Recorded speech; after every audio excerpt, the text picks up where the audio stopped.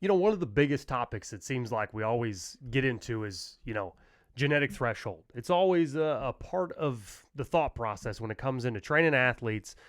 Is this all they can do? Have you reached your genetic threshold? Are you going to be able to run faster, really sprint faster? You get this a lot from young kids that or dads that have young kids that are a little slow or something. It seems almost as if they take that slow athlete, they're just slow. Well, how many times have you heard, well, it's genetics, I'm slow, so he's going to be slow or she's going to be slow? Right. And I feel like there's a lot that can be done. I think we've got a bit of a process that we'll talk about throughout this show that'll, give you a little bit of insight on like the step-by-step process that you can do to kind of overcome genetic thresholds and optimize your results. We've collected a couple studies we want to chit-chat about today, and I found this one to be pretty interesting. What it is an SMU study where they've done a lot of locomotion work, where they're more or less trying to figure out what the difference is on distance runners and their strike weight against the ground, as well as the time. So in this study, it's basically they've analyzed an elite level sprinter, showing you how long the strike time is on the ground, and then an endurance style athlete, how long their strike time is on the ground. And it's kind of funny because when you look at this, it is a little bit different. It can be slightly, what do you take from it? You know what I mean? Yeah. Well, how do you gauge that? I mean, how am I going to time my kid? How long was he on the ground? Well, it's a pretty advanced study. I don't know for sure if you're going to be able to get that kind of, technology involved in it. But what you can take from a study like this is it's definitely showing you that the faster you can get off the ground is what you need to be training for, and what muscle groups are involved is what you need to be training for. Because anytime you take that young athlete that's a little bit weak and he doesn't understand that he needs stronger glutes, a better hip flexor, better strike off the ground, better mechanics, all of those pieces of it can optimize your results. And if you can get that point across, I think, to young athletes and make them understand that there's pieces of your form that's making you slow. So what do you tell an athlete when you say, I want you to strike the ground harder? Are they going to understand that? How do you explain that to Yeah, I them? think you got to go step by step. I mean, anytime you're working with a really slow athlete and you're trying to optimize their genetics by analyzing their mechanics, just as a pitcher does. Imagine when you're throwing a baseball, there's step-by-step pieces that you can easily analyze. Everyone's got high-speed cameras. You can use your iPhone these days. Take it 240 frames per second, slow it down, and you can see body positions in all different positions. Now, a lot of times muscle weakness is the reason why you can't access that particular form, right? Right. So thinking just specifically with pitching mechanics, if you look at the screen here, you've got Chapman, and a lot of times when you see an athlete load their hip and stand tall and then drive while still keeping their center of gravity kind of over their hips, that's going to be a enormous growth potential in the velocity in a baseball. I mean, all of the velocity is built out of your legs and the leg drive while still chambering all the energy to deliver your arm. So I'm looking at this, for instance, and then I would want to look at my young pitcher. Are you standing tall throughout the entire delivery? Are you coming up and then going down into a sort of a are you leg loading drive? your hips, right? Are you loading your hips and keeping your center of gravity behind the ball, behind your center, so that when you land, you're fully torqued and then you can actually utilize that potential? Same thing for running form. If you've got a kid that you notice that his legs are real floppy, right? He doesn't get good knee drive and his feet are always sagging. Well, one of the biggest parts of sprinting is having that lower half really chambered so that you take all that elastic energy. When you hit the ground, you can actually have a less strike time, a shorter strike time on the ground to accelerate faster. So you're talking about being stronger in the lower half, stronger glutes, quads, hams, so that you move better. You're more fluid. Absolutely. I mean, most all the things in training for speed and those types of things, it's kind of one of those deals. Like, it can be broken down into plyometric training at a small level, to where once you build all those muscles and you realize with more maturity what proper mechanics are in running, pitching, jumping, well, then you can actually put those into motion. Does that make sense? Yeah, definitely. You take those sports science studies from like ESPN. I love watching those. I don't know anybody that sees those sports science things and it's not interesting. You get to see statistics on how fast a guy is, how high he can jump. You think of Dwight Howard when he was on that special. They were trying to see how high he could actually jump, if he was the highest jumper possible.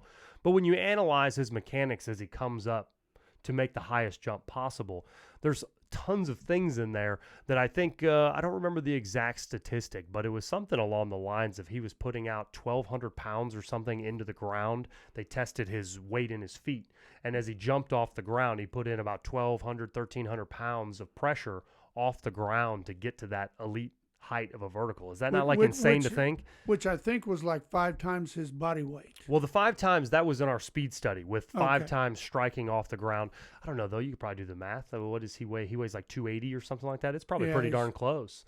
4 times at least. But isn't that Yeah. kind of ironic? You know, you've got 2 different facets. You've got vertical leap and you've got elite level sprinter, and yet they're both nearly almost identical on the type of pressure they can put off the ground, right? And one maybe weighs 160 and one weighs 280. Sure, that's kind of an interesting correlation we hadn't even talked about before this. But, you know, when you think of like that type of a movement, once again, you've got parallels of elite performance and strength training involved. So if your kid is an elite level sprinter and you're not doing advanced level plyometrics with them or getting them moving towards that direction, analyzing their running form, you know, it's not genetic threshold holding them back. No. It's just an untrained body. Now, are they going to be an Olympic level sprinter?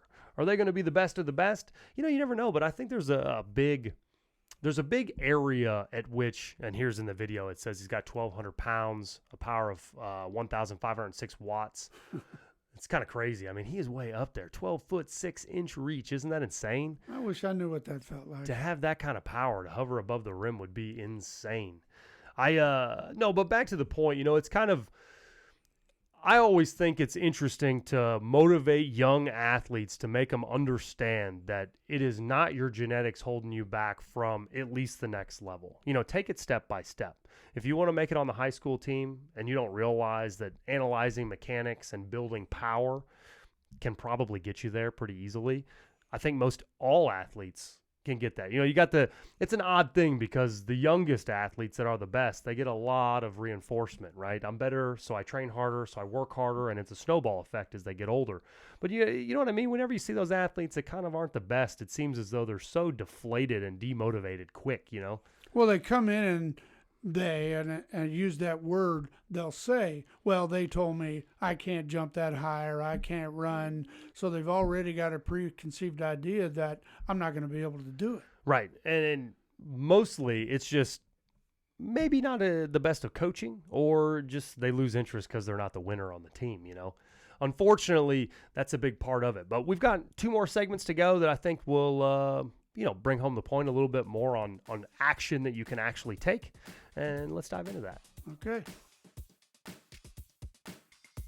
The best examples on how to enhance your own genetics or optimize your results for anybody training to be an elite athlete or get to the next level, it's all about the test outs. You know, I truly believe that if you're not doing test outs at a young age or at any developmental stage, without knowing where you're at and how you stack up against competition, you're going to be going through the motions and the training and the plyometrics that you should be doing to get to the next level. So I think it's imperative that you do a collection of test outs frequently, whether it be off season or in season. You know, sometimes you may need some kind of recovery sequence after a long season, but when you get back into the season, those test outs are going to keep you on your toes and really get you ready to go. Do you have any suggestions? Like, what are some of the best test outs that you're frequently using or have used on athletes to test their speed? Well, one of the things I'll do is probably start with maybe a 40-yard dash. And what I want to do is I like to get an average. I can get your personal best maybe on that first run, but if we really want to know if we're going to make progress, we need to decide that you're running that 40, and let's say it's just 5 seconds, so that maybe you did run a 4.9, but you're probably more of a 5 or a 5.1, Right. so that we have a real number to start with. Because if we do 4.9, now we got to get 4.8 or we got nowhere. Yeah, it's kind of fun with younger kids because they're always normally going to progressively get lower time. So these test outs are insanely motivating when you're before the elite level. You know, running out and doing a 40 when you're part of the NFL. Most likely, it's probably just going to decrease over time, right? You're not going to gain a tremendous amount of speed from 24 to 32. That's not going to happen. Right. But at those younger ages, you know, it's a good time to train those kids. Use these test outs. It's insanely motivating to see your 4.9 move to a 4.7 or something along those lines. No, I think it's fun. I mean, a lot of times they'll come up, what I do? What is it? right? So a collection of test outs would be 40-yard dash. You can do 3 cone drills. Get on there and review NFL combine test outs. I feel like they kind of sort of evolve a little bit over time. You've got the bench press, you've got some of the broad jumps that have always been a big part of it to show power. And I don't know that if you're a youth athlete or a coach, trainer that doesn't know where to look, NFL Combine's probably your best bet to kind of get a good feel of a variety of methods, whether it be power, top end speed, agility, strength. You're going to find what you need there, but you should be doing those even at a younger age. Yeah, I think you need to learn at that young age that those are all elements of what it's going to take overall to get you to that next level. And why do you think that a test out can be effective? Like what have you seen to be the most effective piece of it? It's a gauge. Now I can set a goal. Okay, here's where I started, or here's where I am at this point, and where do I want to be, and then how am I going to get there? I think when you set up these test outs too, you make a good point. It's A to B. You set up a pre-test, post-test. When you're doing some type of a training program, whether it be Speed 101 or the Performance Series, you'll do your 8 weeks, then you do your post-test. And during that middle ground, right, you can't just do a test out and then go through a season and just see what it is, right? You want to structure this speed and agility plyometric training to truly give you the best chance for success, right? If you get your kid on the clock and he's 12 years old and you move through and don't really do a whole bunch of training, don't have any focused fundamental movements, you're not training specific arm action, you're not training being explosive, you're not doing plyometric style chambering, you're not doing high knees, those kinds of things. When it comes to the test out, if you haven't put in the work, all you're going to do is kind of demoralize those kids and reinforce the idea that they're slow. So anytime I feel like you do a test out, you should structure a time frame and find an endpoint, right? If it's going to be 8 weeks, we're going to do our test out in 8 weeks, and we're going to try to peak at that time to make sure that that number comes down. And that's going to require not only the plyometric training on the side, but you're also going to need to practice the actual movement. You know how many 40-yard dashes we've decreased by just simply going over mechanics on how to start? Oh, once you get to that point when you've gone past the strength, the conditioning, the flexibility, that's when you get to that point. Now we need to just fine tune it because it is only going to be very small increments, tenth of a second. Right.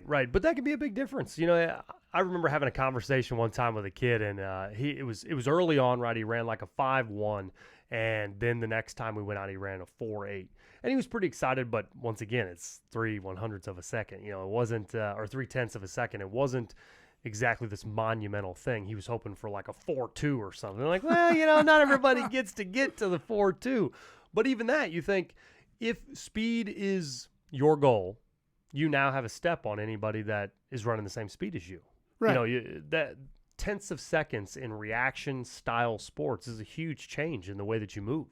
Well, and I always want to emphasize to him that the speed is one thing, but now we want to develop how long can you maintain that? Are you as fast in the fourth quarter as you were in the first quarter? Well, and I think that's a big part too of why you need a variety of test outs. If all you're doing is a 40-yard dash here and there every 8 weeks or something, it's not going to be a great indication for that athlete on it's almost like weight loss, right? You want to measure inches, you want to do body fat, you want to have a lot of different ways to measure success so that you can show success. Same thing goes here. If you do different formats of test outs, it's going to motivate those athletes because maybe their 40-yard dash time didn't decrease, but those shuttle runs did. They're out there trying to do the 3 cone drill, and all of a sudden they drop that by 2/10 because they've gotten a lot stronger through the plyometric training.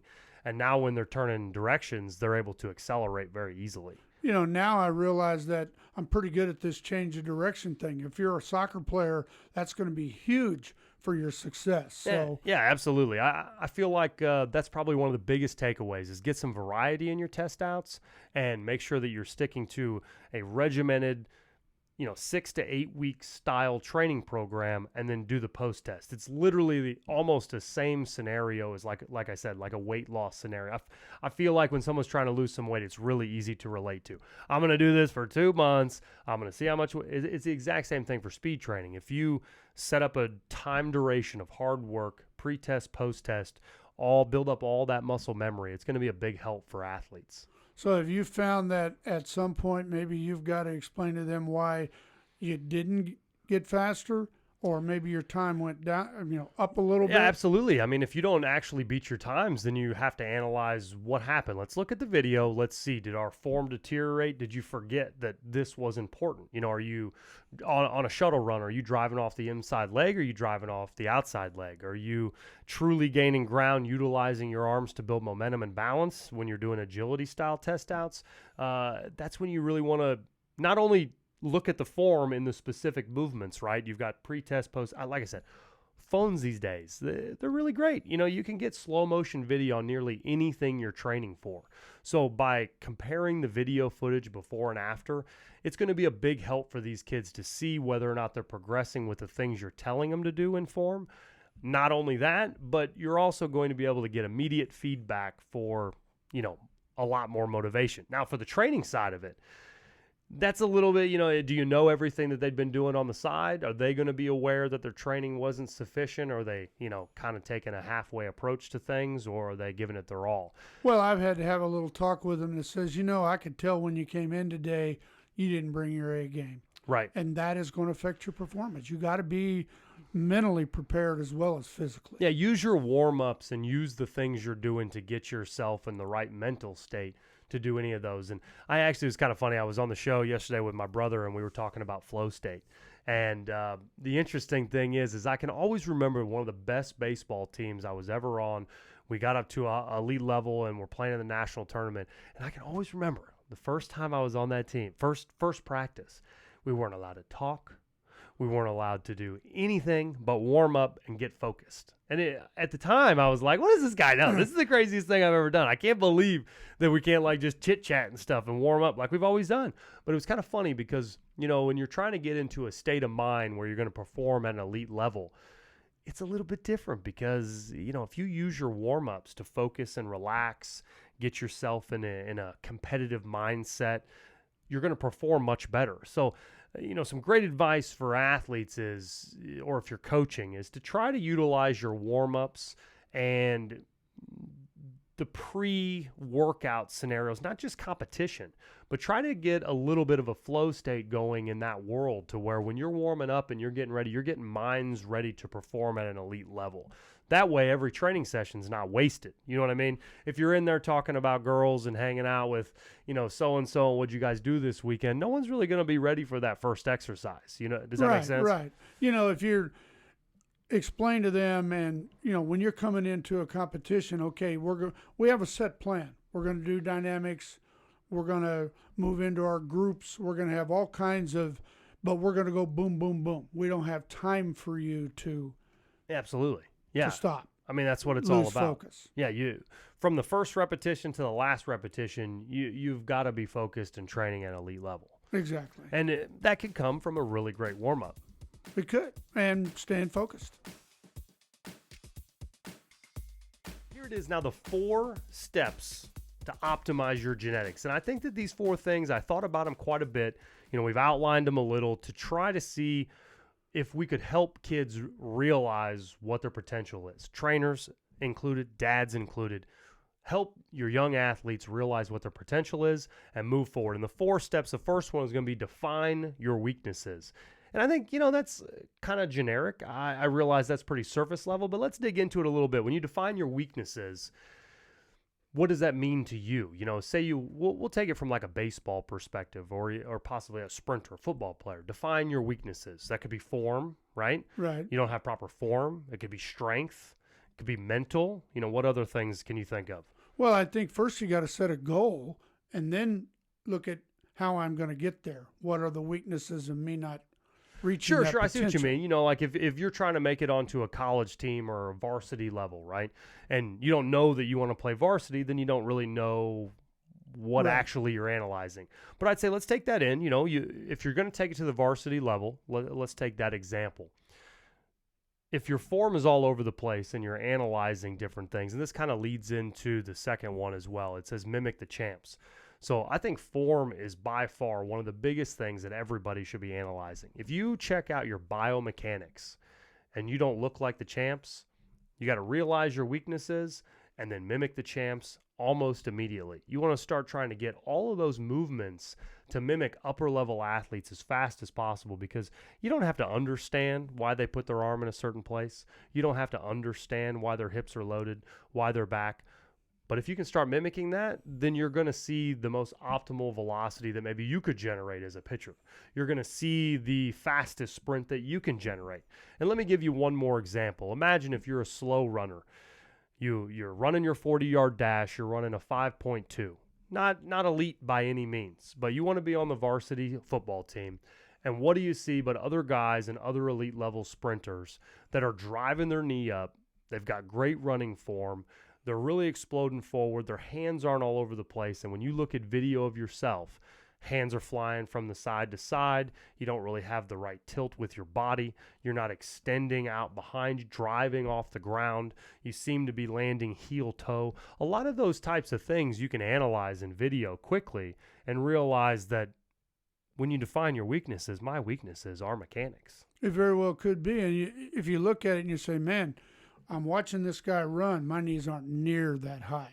My stride is not like that. I've got a short, choppy stride, or maybe my stride is too long, and you don't realize how quickly you can adjust that and start seeing improvements. Right. So if you analyze the form, choose the weaknesses, figure out where you can perform better mimicking these types of motions, then the third is going to be optimize your strengths and your genetic gifts. So what I mean by that is, I think you're going to have to analyze the biomechanics and movement of training.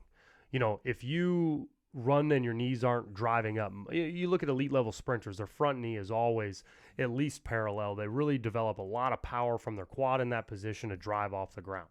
If you're running with low legs, hip flexor training.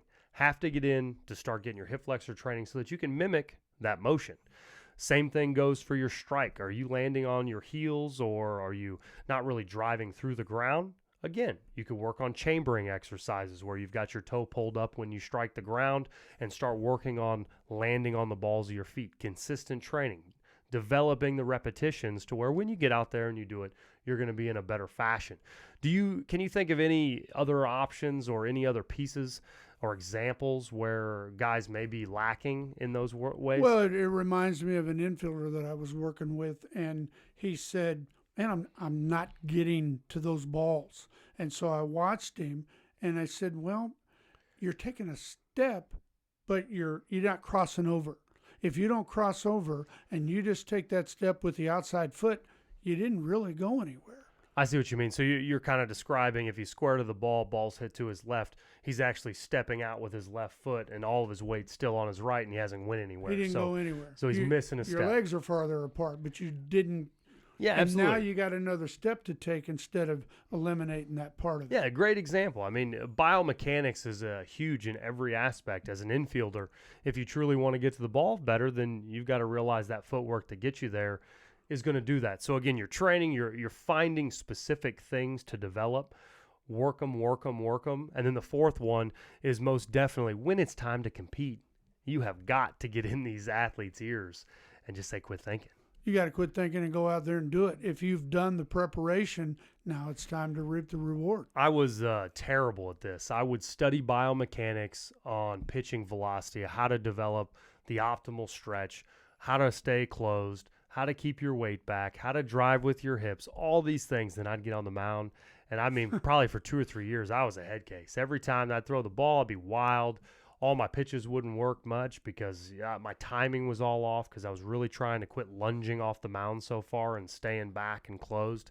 And it wasn't until I hurt my elbow that when I came back, I was so happy that my arm didn't hurt anymore that I didn't think about anything. I was just so happy that it wasn't hurting that, I had a couple good years of really some upper level, pitching just because I wasn't thinking about anything. And so it gave you a chance to relax and just go out and perform and enjoy yourself. Yeah, when you practice and you're super prepared, it's not like you don't know how to do the actual thing. Imagine you got a ball to your left and now you're thinking about taking that step. Well, if you've repped that 200 or 300 times, you don't need to think about that in the game. It's time to just go get the ball. And if you take some not so great footwork to that ball in the game, it doesn't matter. That just means you need more reps. Right. In practice, rep. And then in the game, don't think about taking that first step properly, right? Just react. And If you've taught yourself, then you know what to do. Yeah, it's repetitions, repetitions, repetitions. But it also kind of goes in hand with like consistency. How often are you training for a given sport? Do you really want to get to the next level? How much are you doing now? It's pretty easy to say if you're only training twice a week for what your goal is. Train 3 times a week. You're probably going to do better. Train 4 times a week. You're going to do even better. Train every day. You're going to do even better. And you got to learn how to, if you're going to do that, a lot of times you don't have a partner, you don't have a coach to go out with you. You're going to have to learn some drills and things that you can do by yourself. Right. Bouncing the ball off the wall, getting a super ball, something that you can do to keep going, to keep training. Well, and then there's a whole lot of tools out there. I mean, I think I've made, 1,200, 1,300 drills for speed and agility on YouTube. There's a lot of sport-specific style crossovers that we created. And, watch them, listen to the biomechanics of it. If you're a lacrosse player, look up Kbands lacrosse drills. Tons of lacrosse drills that are specific to speed and agility, but not only telling you how to get around cones, but specific step sequences and the way that you should shift your weight, the way that you put your arms. Same thing goes for baseball, same thing goes for football, variety of different sports. But you can find so much stuff online these days. It's insane. You can really find biomechanics broken down just because of the evolution of the phones. I tell you, everything in high-speed cameras, I don't know that there is such a thing as a true genetic threshold that can't be optimized, especially at the youth level. Takes a little bit more work, and you have to have the confidence and the belief that. And first off, I think you have to realize I got to put in the work. I've got to be willing to maybe go through a little bit of pain in order to get where I want to be. Right, and over time, I think athletes, you kind of find that area at which the sport doesn't allow you to play anymore anyway, But if you're an elite level or a youth athlete, I think that's kind of our main focus, our main audience. And when you're at that level, you shouldn't be thinking that you're not good enough. You shouldn't be thinking about genetic threshold. You should be thinking, what steps can I take to get to the next level? What is my ultimate goal? Do I want to make the varsity team? What kind of biomechanical issues do I have? Get on camera. Let's take a look at them. And then get some kind of a training program set up around the idea of speed. We've got the free program, Speed 101. Anybody can use that thing if you just want to develop some speed. It's tons of technique, biomechanic, additions and tips to every single video is filled with information like that, and it's free to use. But if you're looking at like biomechanical, get someone that has been to the next level, that knows pitching mechanics. Get someone early on that can kind of influence these youth athletes, because without the proper training early, you may let it all pass you by. If you don't make the freshman team, then you're not going to make the varsity team most likely if you're not training anymore and you've given up, right? So the window's pretty close. Yeah, it's pretty tight. Right. And unfortunately, too, it's kind of crazy when you think about the select leagues and all the stuff going on with youth sports.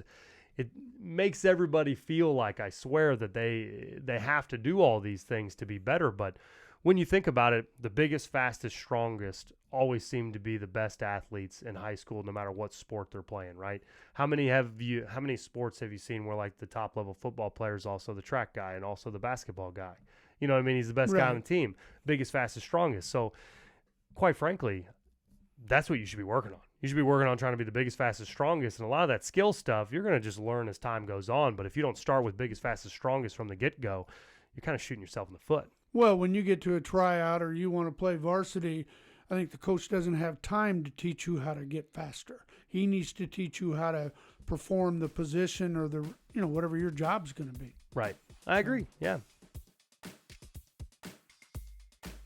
Manual resistance, hamstring curls, Nordic curls, whatever you want to call them. They kind of seem to be a big craze right now.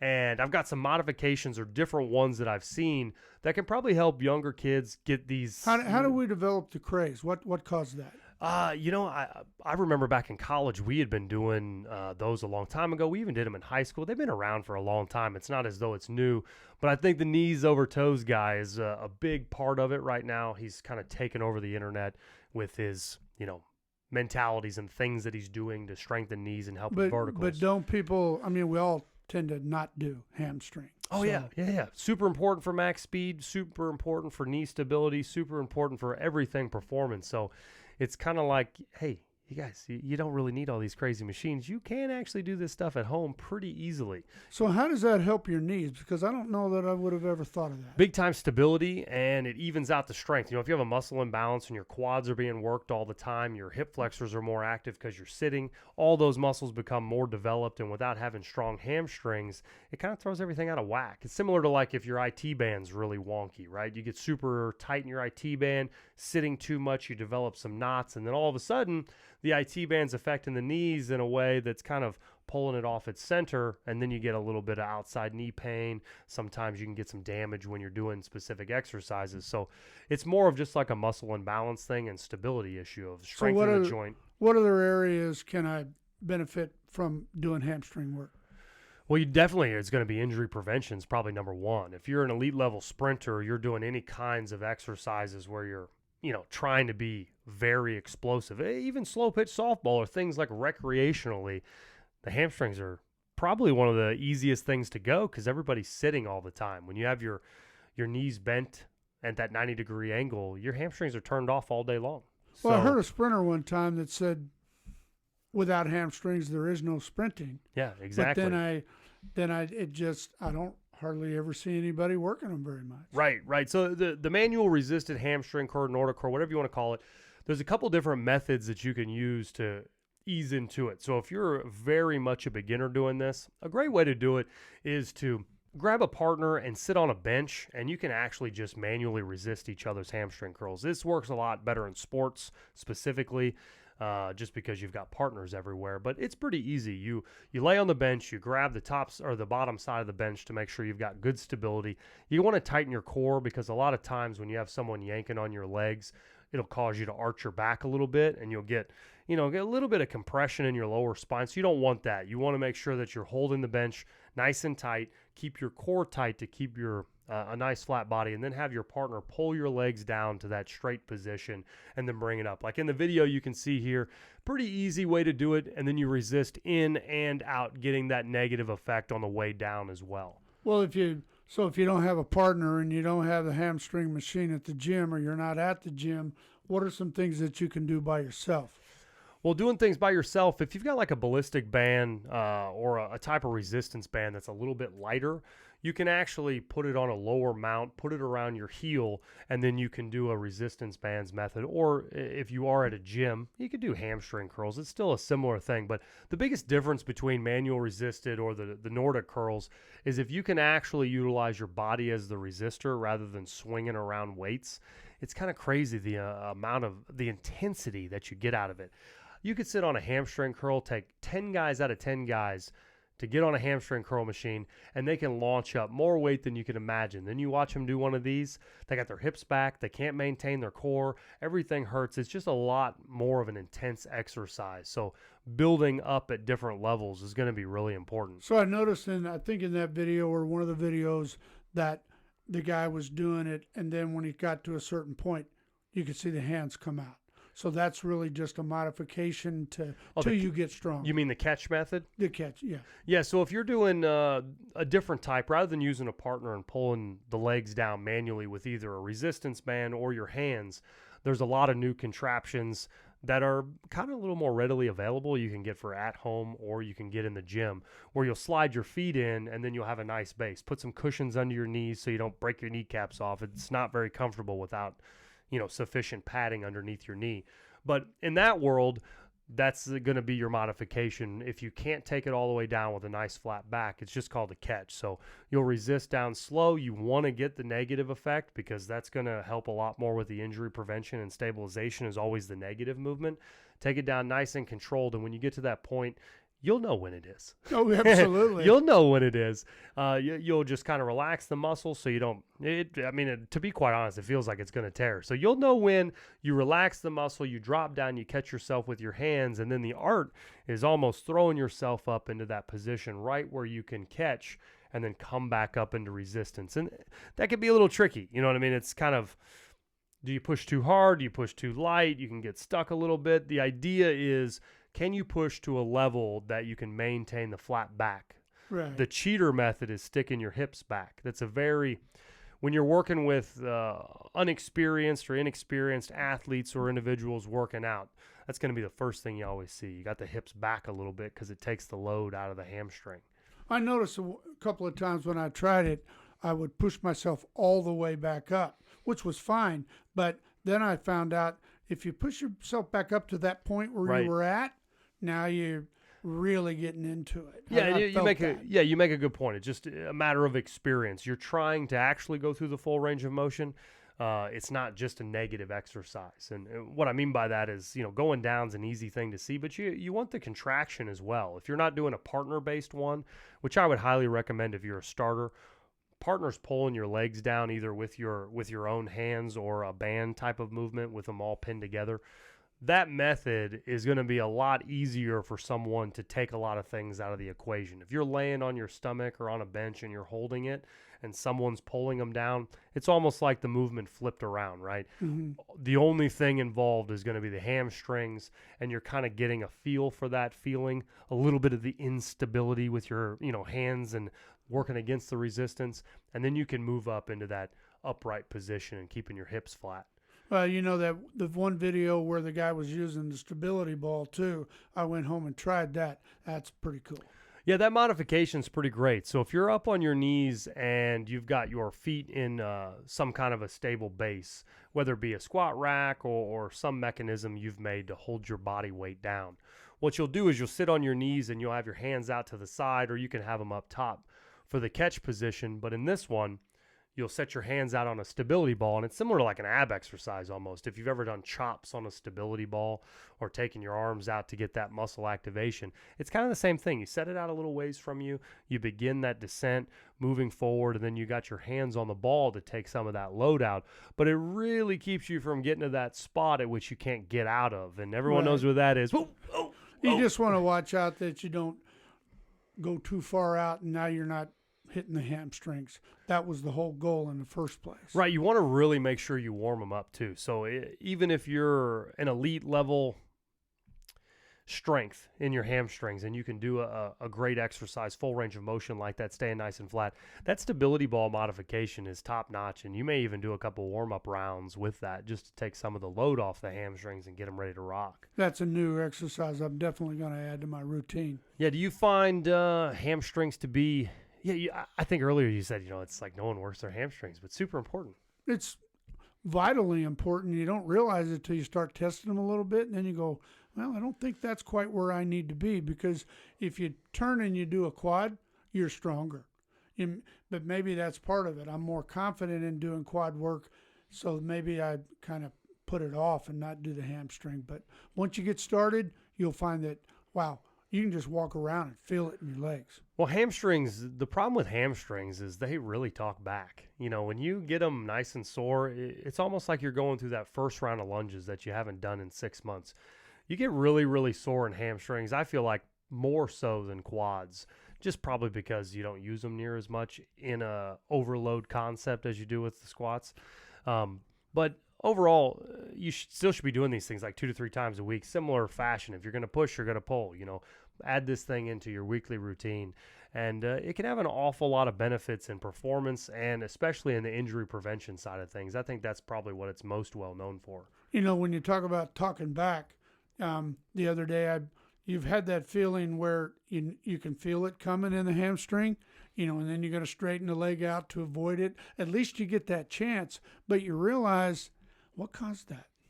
I think a lot of people, too, the pain in the hamstrings is obviously too much work or you're too tight, but hydration is a major issue that you'll see in your calves and your hamstrings almost more than anywhere else as kind of a first thing. And you wonder is it caused because we're sitting so much and you have them balled up all the time? Your heel is close to your butt, so your hamstring's in a shortened position.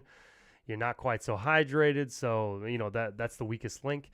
I don't really know if the science is exactly clear on why the hamstrings are always the main ball of tension, but it seems like that's a guarantee. Well, I'm going to do everything I can to make it better. Do you think that you should be doing these at all ages? I would say probably, yeah, right? I think so.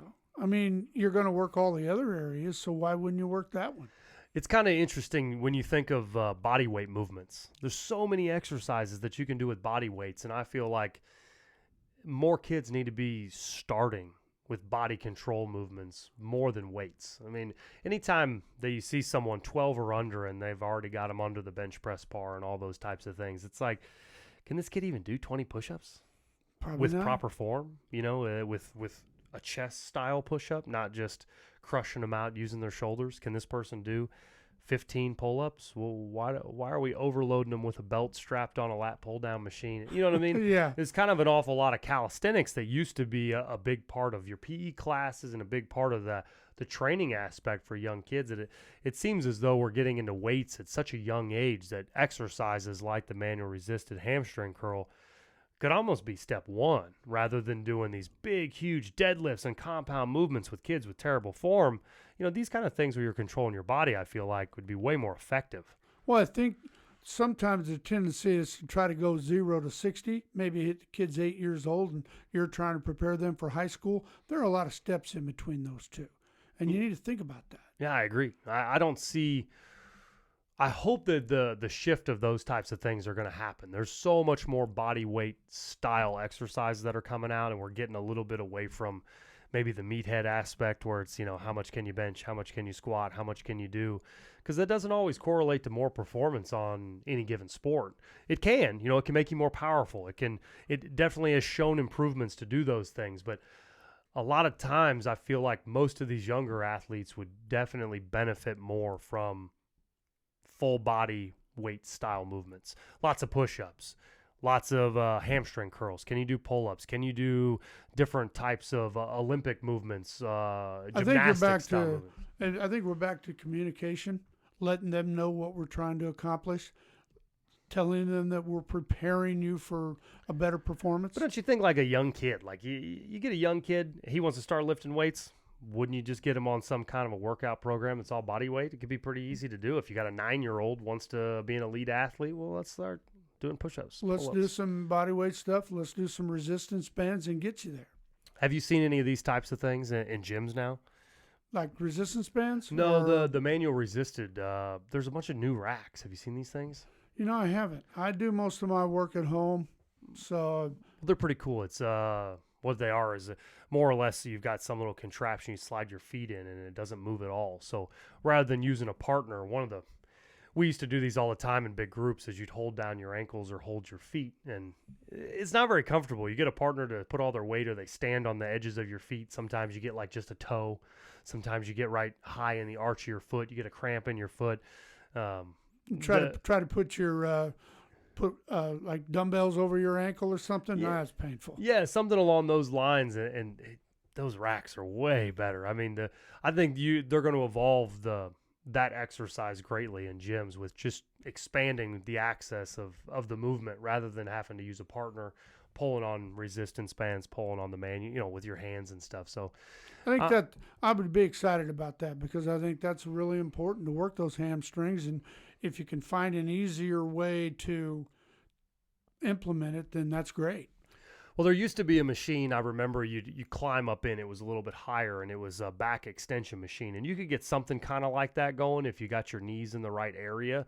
But that pad almost got in the way of the ability to keep your back flat or your hips hinged right. Does that make sense? Right. It would kind of make you have to bend over slightly. It was built to be a back extension, but we used to do some types of manual resistance on that machine.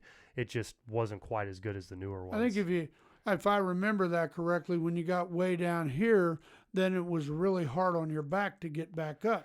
So how are you going to do your next rep? So I didn't really like that. Well, that's what it was for, though. It was a back extension machine. So you'd bend down at the hip and you'd work the back. But we would always use the machine in college as once you got here, you'd come all the way up. But it was very difficult to kind of keep your hips in the right position, because after you bent over, you already broke the hip, right? Right. So it wasn't quite as good as the newer setups that they have, but you know, it still got the job done all right. Well, that's cool. I'm excited about that for the gyms. I still want to make sure that when we're training or we're trying to help people, telling them what to do, that we give them options for at the park, at home. Sure. Hey, another couple tips with the manual resisted, just as we're talking like form. The ultimate goal is you got to keep you can't bend at the hip line. You want to try to keep a straight back. And if you need a little bit of assistance, use things like the stability ball, a resistance band around your shoulders, and another partner helping you up, the catch method. But if you can't keep your hips flat, you probably just shouldn't be doing the exercise without much more assistance. The other thing I would say is watch your feet. A lot of times when you're doing these types of movements, the more you shift your feet in or out is going to change the way that your knee is positioned on the ground. So make sure that everything's lined up to where the hamstring is going to be worked in the right way. And I would also suggest most everybody's probably going to participate in the catch method. Towards the end of your repetitions or as you get into it, you're going to get to that fatigue point. And when you get awfully tired, the catch method is going to be a big part of it. But the key is to not drop the hips back before the push. So when you say that, is for somebody that would ask, is that because now you're not really targeting the hamstrings, or is that because maybe you're hurting your back? What's the... Well, no, it actually just takes the load off the chain. So you've got all those muscles lined up in a way that you imagine as soon as you drop your chest forward, you take some of the tension out of your hamstrings. So does that make it easier? Yeah, it just makes it easier. So if you're going up and down and you've got a nice flat back and you're headed up, you drop your butt back a little bit, there goes a lot of, pounds on the fulcrum, if you will. So make sure that when you're doing that catch method, even when you throw, you're still maintaining that flat back. Because I promise you, inexperienced people, no matter what level you're at, as soon as you throw up, hips are going to go back first almost immediately. And when I'm training kids, my mind always goes, I learned this from my son, always wanted to know, why are we doing that? I learned from him, here's why we're doing this. Yeah. Yeah, he just didn't want to do something. He didn't know what the point was. He just wanted to antagonize me, but I think he was genuinely curious. I mean, even this specific exercise would be one that people will ask because it does not feel good. I remember a long time ago when we would, in basketball season and doing wall sits and stuff like that, if there could ever be an exercise of why are we doing this, it would be that one. That one's right up there. If it's a top 10, that one's in the top 5. All right, guys, we've got 60 seconds on the wall, but don't forget the 3 plates to put on your lap first. That's kind of right up there with the plank. Sure. We're 6 minutes into this. What am I doing? Yeah. Or you've got some of that punishment stuff where you got the plate way above your head running around the track, or we had to do that in college all the time. Anybody would get in trouble or someone, wouldn't do what the coach wanted. All of a sudden, pitchers got 45-pound plates above their head running around in circles on the track or doing campus runs.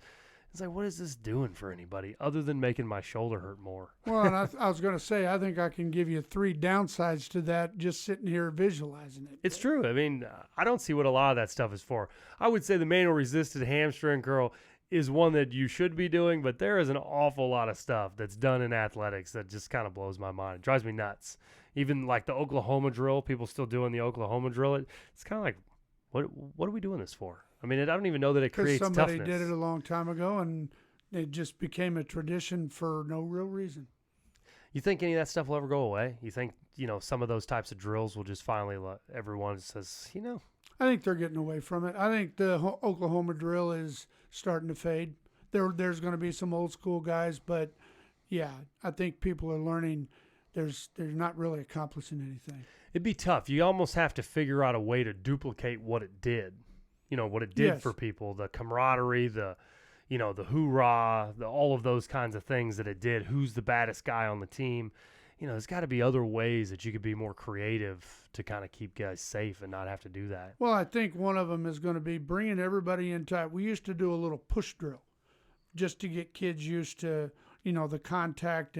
So what, do you just be partnered up? You were just partnered straight up, but you're 6 inches apart. Right. And we blow the whistle and you push. So there was not this force coming by maybe someone who had the linebacker has a great angle on the back, and the back's got nowhere to go. Give him 3 holes to go through, and then let's see if the guy can really whack you like that. I see what you mean. Yeah, the push, that's a pretty good concept because now there's no impact. There's no impact. We're working on some strength. It was another conditioning drill, but it was getting them acclimated to using the pads, and we did a lot of line work out of it. How's the defense going to get through it? And you weren't allowed to go around, so it was just push, push, push. Interesting. I kind of like that. Is that what age were you doing that with? Oh, that was probably, God, I think we started at second grade through maybe sixth, seventh grade. Once we got up there a little bit, then we could do a lot more. We've got all those padded helmets and everything now that is running around youth sports. It's kind of interesting. Shoot, yeah, Seems like you almost just turned that into flag football, don't you, at that point? Did I see a while back that there was a suggestion because of the contact to the head to take the face mask off? I thought, kind of a really smart idea, but yet, not going to work. I'm telling you, I've heard a couple NFL guys talk about that. If you want everybody to start playing by the rules, take the face mask off. But those guys are some pretty hard-nosed dudes that would be okay with that. But it's true. I mean, you want people to quit hitting with their head, take the face mask off. I guarantee you that'll stop. How many times you want to break your nose? You still have the crazy dude, but overall. But when was the helmet implemented? Do you have any idea? I don't know. 80s? I'm 70s? 64, so I played since what? In the 1960s, and Is that like we had when the helmets. dinosaurs were? Well, yeah. I mean, we didn't have scoreboards, and so. But you had helmets at that time. It wasn't We did the have padded helmets, style. and we had I have to mouthpiece. look that up. I'm kind of curious. Mouthpiece was extremely important. So. All right, well, I mean, that wraps it up. Manual hamstring curls. If you need some modifications, check it out.